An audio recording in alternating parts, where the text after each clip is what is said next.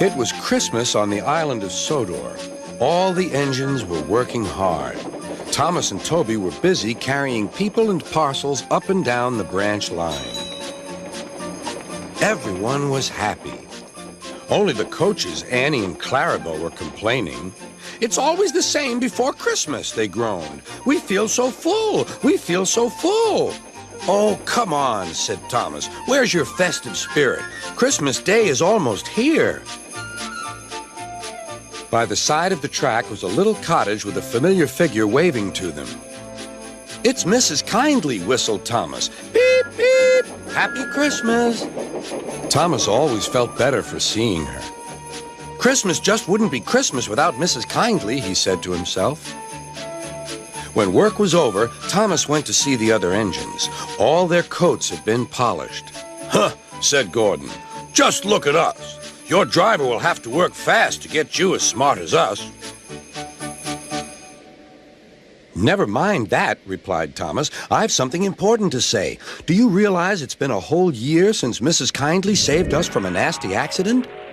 You remember when she was ill in bed and—" "Yes, of course," interrupted Edward. "You told us how she waved her red dressing gown out of her window to warn you about a landslide ahead." "And you and Toby gave her presents?" Percy joined in. "And Sir Topham Hatt sent her to the seaside to get better." "But," said the other engines, "the rest of us never thanked her properly." "Exactly," said Thomas. "So now I think we should all give her a special Christmas party." Everyone was getting very excited, and the drivers felt sure that Sir Topham Hatt would agree, as indeed he did. The engines were all busy making plans when silence fell. Sir Topham Hatt had bad news. "The weather's changed badly. Mrs. Kindly is snowed up. Toby says he'll help to rescue her. You must help too, Thomas. There's no party unless you do." Thomas hated snow, but he said bravely, "I'll try, sir. We must rescue her. We must." "There's a good engine. You and Toby will manage splendidly." Thomas charged the snowdrifts fiercely.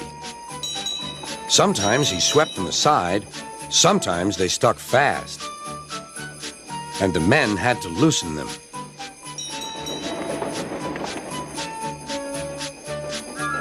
But at the cutting near the cottage, they could go no further.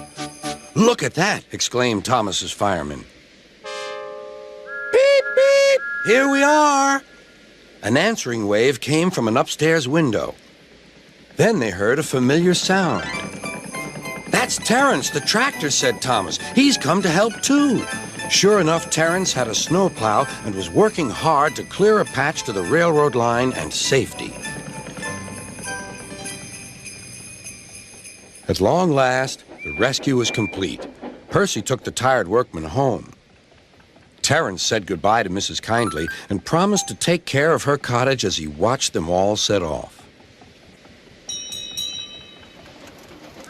The engines made good time. No more snow had fallen, but the yard was dark. There was no one to be seen. Thomas's heart sank.